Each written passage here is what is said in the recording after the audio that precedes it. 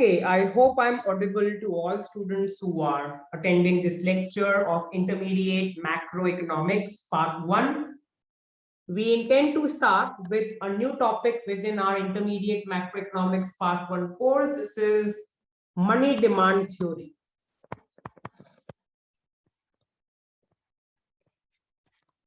The book I prefer to follow for my lectures on money demand theory. This is chapter 14 of the book Macroeconomics by Branson.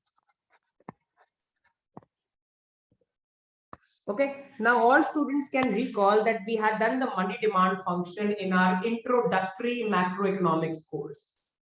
We had said that demand for money depends upon the level of income. It also depends upon the level of interest rates in the economy. Okay, so just a recap or a review for all students from my introductory macroeconomics course. Recall from my introductory macroeconomics course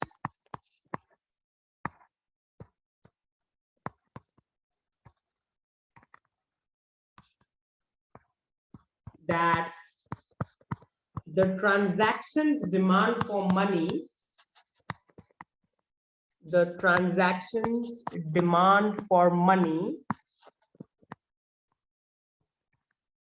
is positively related to the level of income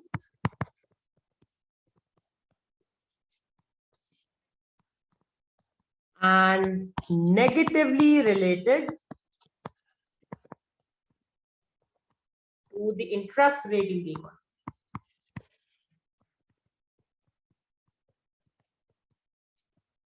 As your income goes up, you demand more money to make transactions of buying goods and services.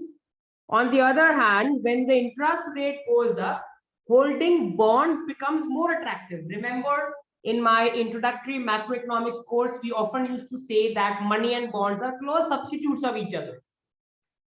Money does not give you any interest, bonds pay you interest. So when interest rate goes up, opportunity cost of holding money goes up, because when interest rate goes up, you would want to hold more bonds. As a result, your demand for money falls. Okay, so we can say that demand for real money balances,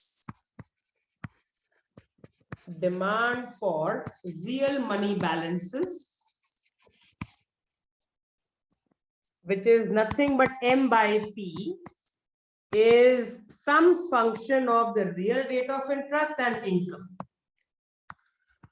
where R denotes the interest rate and Y denotes the income.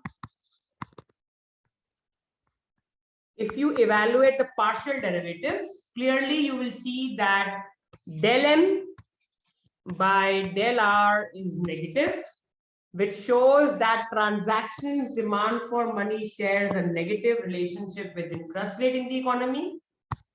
Del M by del Y is positive, which shows that as your level of income goes up, demand for money also goes up. It shares a positive relationship with the level of income in the economy. Okay, so hoping all students have understood till here. Now, let us now come to the lecture note. So all students can look at my lecture note where we have done this review portion. We have talked about transactions demand for money depending upon the level of income and interest rates. Now, when analyzing the demand for money, we focus on the individual's decision concerning the composition of her liquid assets. So now our objective is to see, given your wealth, how much of your wealth you would be willing to keep in the form of money and how much of it you will be willing to keep in the form of bonds or assets. Okay, so we assume that individual has a given amount of liquid wealth W, which remains unchanged during the period under discussion. So in our entire analysis, we are assuming that the individual has a given stock of wealth W, which is not changing. Okay, and the individual must decide how much of the liquid wealth should be allocated to each of the two kinds of assets. One asset is called money. Money, you can keep money either in the form of currency or you can keep money in the form of demand deposits with the bank. Demand deposits are those deposits which you keep with the bank, which you can go anytime to the bank and withdraw on demand. These are the most liquid form of deposits we have. On the other hand, we have bonds. Bonds are denoted by capital B. Bonds are going to pay you interest, but they also bear a liquidity risk. What is the liquidity risk? It is the risk that the bond might have to be sold at a lower price when the money is needed, even though the bonds were purchased at a higher price, thus causing a capital loss.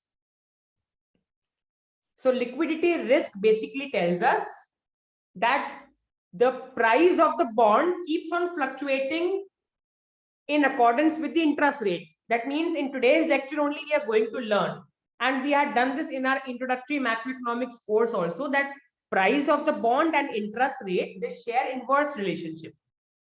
When interest on bond goes up, price of bond falls. When interest on bond falls, price of bond goes up. So liquidity risk is basically that risk that I might have bought bond at a higher price, and when I need money, when I go to the market to sell the bond, if interest rate goes up, price of the bond will fall. So I will be forced to sell the bond at a lower price, thus earning a capital loss on the bond. So remember, holding money is not having any risk in our lectures, but holding bond, even though holding bond pays you an interest, it has a risk called the liquidity risk. Because you might purchase bond at a higher price and you might sell it at a lower price, thus earning a capital loss. Okay, so if I come to the whiteboard, quickly discussing this piece of information on the whiteboard, what we have done till now is that let W denote the individual's wealth, M denote the money, M stands for money, okay, which is equal to currency plus demand deposits. And B stands for bonds. And what we have primarily done is that the wealth of the individual is either held in the form of money or in the form of bonds. In our entire lectures on money demand theory, we are going to learn what should be the composition, how much of wealth should be kept in the form of money, how much should be kept in the form of bonds. And when I talk about wealth, this wealth is constant. At one particular point of time, the wealth is not changing. Okay, and what we have done is that bonds pay interest. Bonds are going to pay interest. At the same time, they also carry a liquidity risk. What is the liquidity risk? It is that risk in which you purchase a bond at a higher price, and when the time comes to sell the bond, if the interest falls, let me correct myself, if the interest rate rises, then price of the bond will fall. Thus, you earn a capital loss on the bond.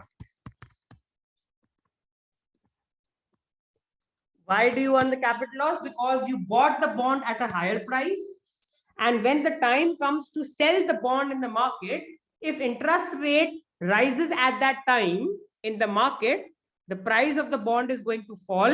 As a result, you will start earning capital loss on the bond, because the bond you will be selling will be at a lower price than the higher price at which you initially bought the bond. Okay, and all students can recall that interest rate on the bond, interest rate and price of bond share inverse relation.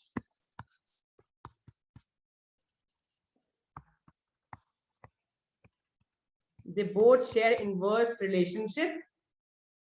Okay, for example, all students can recall that if the face value of the bond, all students should know face value is that value which the bond promises at maturity. If the face value of the bond is say $100 and the price of the bond is say $95, then the interest on the bond is how much? Interest is nothing but face value minus the price of the bond divided by price of the bond into 100, which is nothing but 100 minus 95 upon, usually we take the face value only in the denominator, upon 100 into 100. Or let me take PB only, we take PB. Let me correct myself. This is something which we had done in our introductory macroeconomics course. So 100 minus 95 by 95 into 100, which is how much? It's 500 by 95. 500 divided by 95, which is 5.26%. If the price of bond falls to say $90, instead of 95, suppose it's 90, then how much interest will I earn? What the bond promises to pay me, which is $100 minus the price I pay, which is 90 upon 90 into 100. This is going to be 100 minus 90 is 10, 10 into 100 is 1000 divided by 90, which is 11.11%. So all students can see why. The reason I took this example is to show to all students something which we had learned in our introductory macroeconomics course, that interest rate and price of bond share inverse relationship. When the price of bond falls from 95 to 90, interest rate on the bond rises from 5.26% to 11.11%. So I can say interest on the bond shares inverse relationship with the price of the bond. Okay, so hoping students have understood this. So when I talk about liquidity risk, it is that risk that suppose I bought the bond at a higher price today, and when I need money, when I go later, when I go to the market to sell the bond, suppose at that point, if the interest rate goes up, price of bond is going to fall.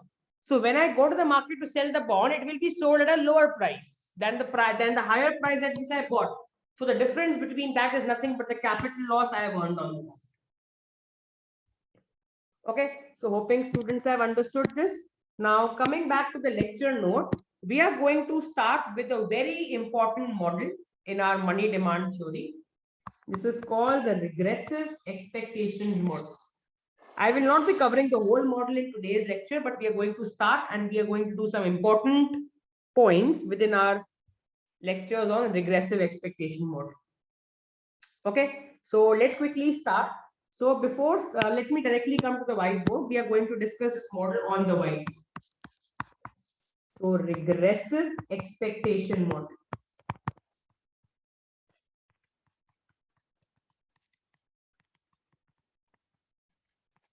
Okay, let's look at first of all the features of this particular model. So let's look at it point wise. A bond holder has an expected return on the bond. A bond holder has an expected return on the bond from two sources. That means if I am holding bond, I am expected to earn a return on the bond from two sources. One is the bonds yield. Bonds yield. Yield is nothing but the interest payments. Interest payments which are a fixed percentage of the face value of the bond. Okay, this is one type of return you can earn from the bond. Whatever the face value of your bond is, I am again repeating, face value is that value which the bond promises at maturity. I can write in the brackets, face value of the bond, in short form FV, is that value which the bond promises at maturity. It is that value which the bond promises at maturity. So there is a fixed percentage of the face value which we call as yield. It's a fixed percentage of the face value. And this is also called as the interest payment which you are going to receive on the bond. This is one type of return. Second type of return you can earn on the bond is what we had just discussed, a potential capital gain. A potential capital gain. Okay, now what is that? Now the potential capital gain, that is an increase in the price of the bond from the time he buys it to the time he sells it. This is another possible gain, or I can say the expected return the bondholder can make from holding the bond. Suppose I bought the bond today at $100, and after 1 year when I sell the bond, it is sold in the market at that period's price, which is $105. I make a clear capital gain of $5 on that bond. Okay, so I'm quickly revising with all students. When we talk about holding bonds, there are two kinds of returns you expect to earn on the bond. One return is called the bond's yield, which is nothing but a fixed percentage of the face value, where the face value is the value which the bond promises. Example I can write here. If the face value of the bond is $100 and the yield is 5%, then every year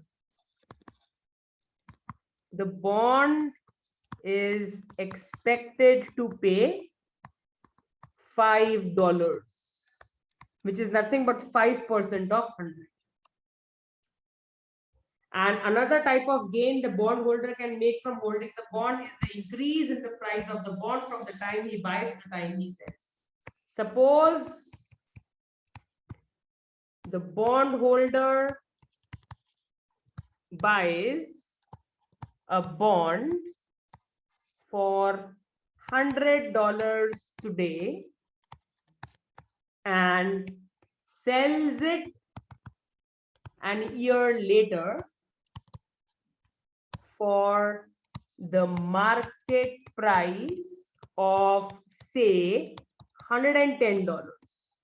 Then the capital gain on the bond is 110 minus 100, which is equal to $10. Okay, so these are the two kind of expected returns the bondholder is expected to earn on the bond. Okay, now let's look at the relationship between the interest rate and price. Okay, so what is the market rate of return on the bond? So we can now write the market rate of return on the bond. The market rate of return on the bond, that is R, is the ratio of the bond's yield to the price you pay for the bond. That is P. So I can write the rate of return on the bond is nothing but the yield which you get. What is yield? Yield is a fixed percentage of the face value divided by the price of the bond. Okay, so hoping students have understood this. Okay, for example, if the face value of the bond is $100 and the bond gives a yield of $5, okay, then in this particular case, and suppose the price you pay for this bond is $100. Okay, the bond has a face value of $100. That means when the bond is going to finally mature, it is going to give you $100. Along with that, every year the bond also gives you $5 extra as yield.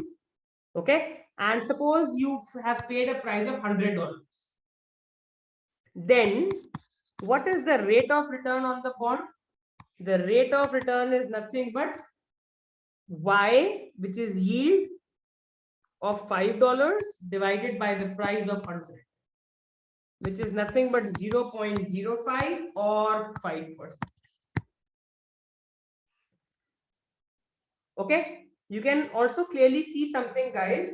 The yield rate is exactly equal to the market rate. Okay, what is the yield rate? Yield was $5. It's nothing but 5% of the face value. So what do we learn here? We learn that when the price you pay for the bond is exactly equal to the face value, your yield rate is exactly equal to the market rate of return, which is nothing but R. You can see the market rate of return is nothing but Y by PP, which is 5%. If you look at yield, yield is $5, which is nothing but 5% of 100 only. So your yield rate and market rate of return both are exactly equal to 5%. Why were both coming out to be equal? Because the price you paid for the bond was exactly equal to its face value. Okay, but suppose now I change it slightly. I erase the initial part, and suppose the price you pay for the bond is $125.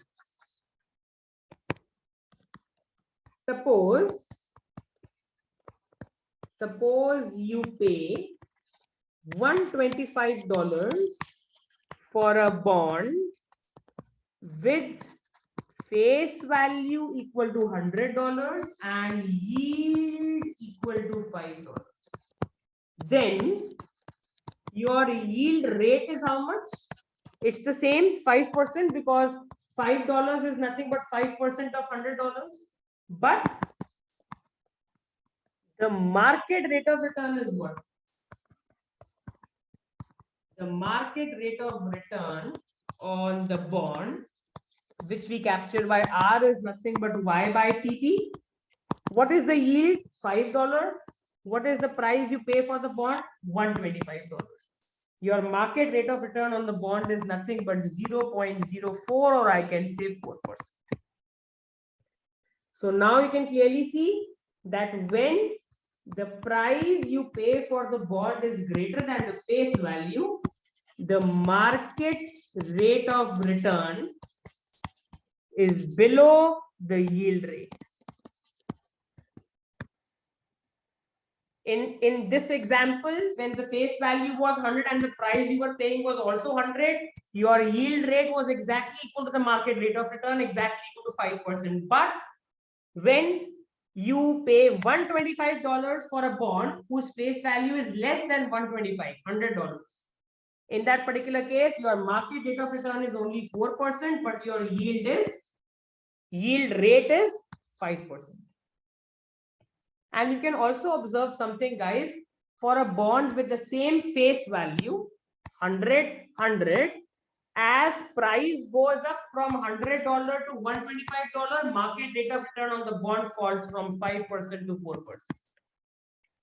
So again, the purpose of taking this example was to show all students that market rate of return on the bond and price of bond share inverse relationship. You can clearly see from this example, in both these cases, the bond has the same face value of 100. But when the price you pay for the bond goes up from 100 to 125, the interest rate, or I can say the market rate of return on the bond, falls from 5% to 4%. So we can clearly say that therefore market rate of return on the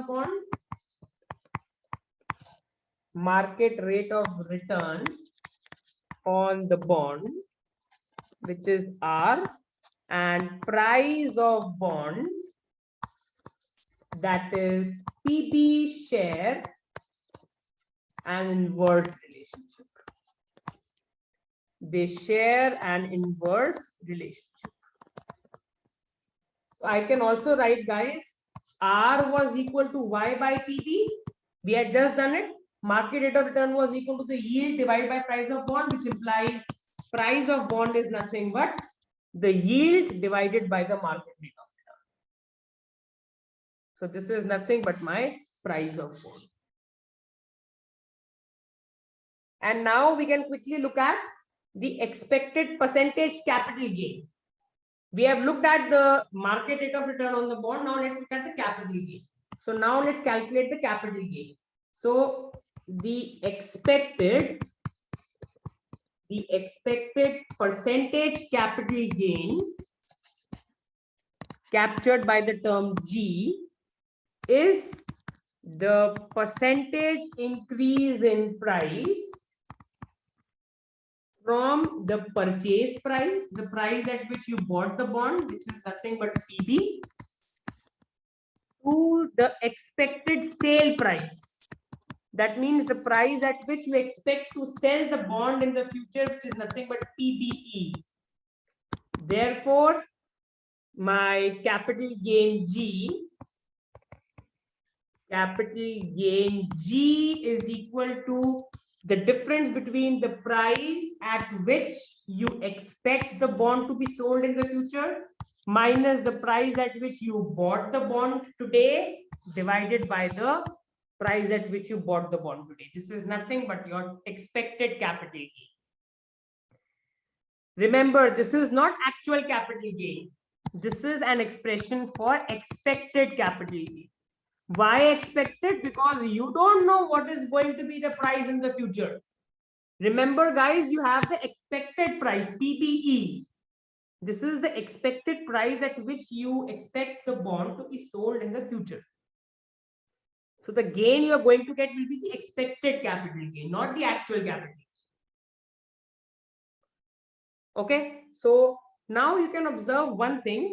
If actual price of the bond is Y by R, expected price of the bond will be how much? Expected price is going to depend upon the expected interest rate, because Y is constant. Y, which stands for yield, is constant. Because remember, yield is a fixed percentage of the face value, and the face value of the bond is not changing. So my yield is not changing. Yield is constant. So the price at which I expect the bond to be sold in the future depends upon the expected interest on the bond in the future. So I can write my expression for capital gain like this. Therefore, G is equal to, instead of PBE, I can write Y by RE minus, instead of PB, I can write Y by R whole divided by PB is nothing but Y by R. So how can I write this? If I erase the initial part, then I can write it like this. So my expected capital gain on the bond, I can take Y common. So 1 upon RE minus 1 upon R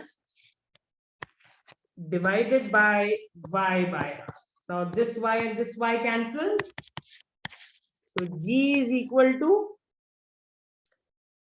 Now guys, R goes on the top because R was in the denominator. So R goes on the top. This R goes on the top. So R times 1 upon RE minus 1 upon R, which is nothing but R upon RE minus R by R is 1. This is my expression for expected capital gain on the bond.